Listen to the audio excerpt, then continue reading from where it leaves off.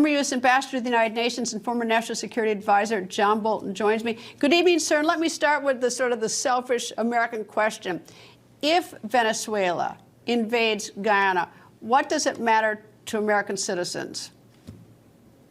Well, I think we've got a very direct interest. I mean, the contemporary reason Maduro is worried is that the discovery of a huge, perhaps one of the largest in the world, offshore oil finds by Exxon going back to 2015, which Exxon and other major oil companies are now exploiting.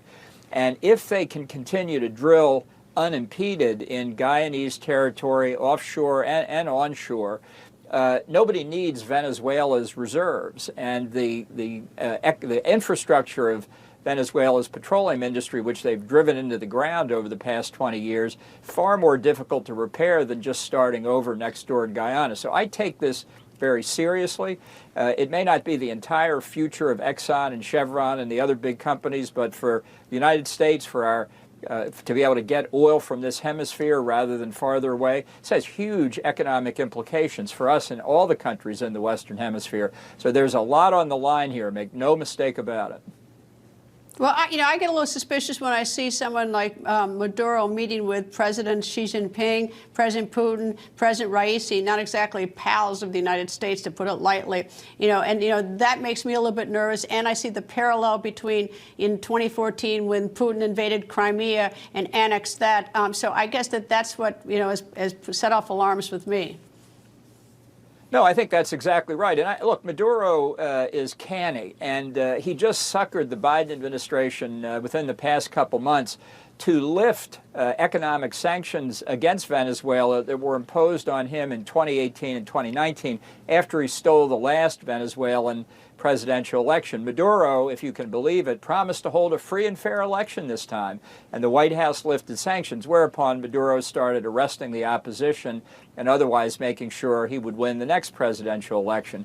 I think he sees a weak American administration. I think he thinks we're distracted in Ukraine and the war in the Middle East and the presidential campaign.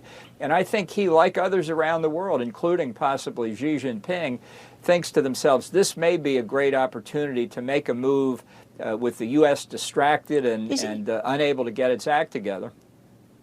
So that, if I understand it correctly, I mean, Venezuela has lots of oil themselves. I mean, and I guess the sanctions is what inhibits, the whole idea of taking Guyanas would be so the United States couldn't get that oil. Is that right? So that would be the reason, one of the main reasons that Venezuela would invade Guyana. But if we were not energy dependent outside of the United States, would this make such a difference? Well, I think it would make a difference throughout the Western Hemisphere. I mean, we still import more oil than we export. We import most of it from Canada and Mexico. But having another source of oil, I think, helps keep prices down. And the fact is, if Maduro could get his hands even on a part of the revenue out of this huge offshore oil field, it would make his life and his regimes a lot easier. And on land, although we don't know the extent of potential oil deposits, it's long been believed that this Essequibo province has very large reserves of gold, copper, and other minerals. So it's undeveloped. If Maduro can move first and get control of it and leave Guyana and the United States and others faced with having to forcibly remove him, he would be well ahead of the game. So while Maduro is one of the biggest blowhards on the international scene today, the potential for him taking action militarily, I think, is very real. And he's sort of boxed in the sense that the Venezuelan economy is not particularly diverse, and when the oil industry gets hit and has nothing, they basically have nothing else, which is why the economy has collapsed. They can't turn to making cars or something else. And so all these Venezuelans we see, they're making their way to Colombia and up the Darien Gap into the United States. The bulk of these people coming to the United States are from Venezuela, escaping Maduro.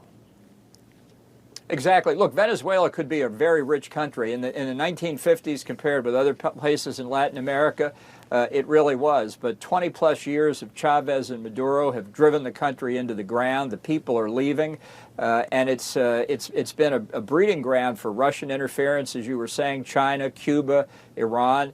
Very bad for the United States strategically. It was I think one of our biggest failures in the Trump administration, that the Venezuelan opposition wasn't able to overthrow Maduro and try and get some semblance of rational government back. Ambassador John Bolton, thank you, sir. Thank you.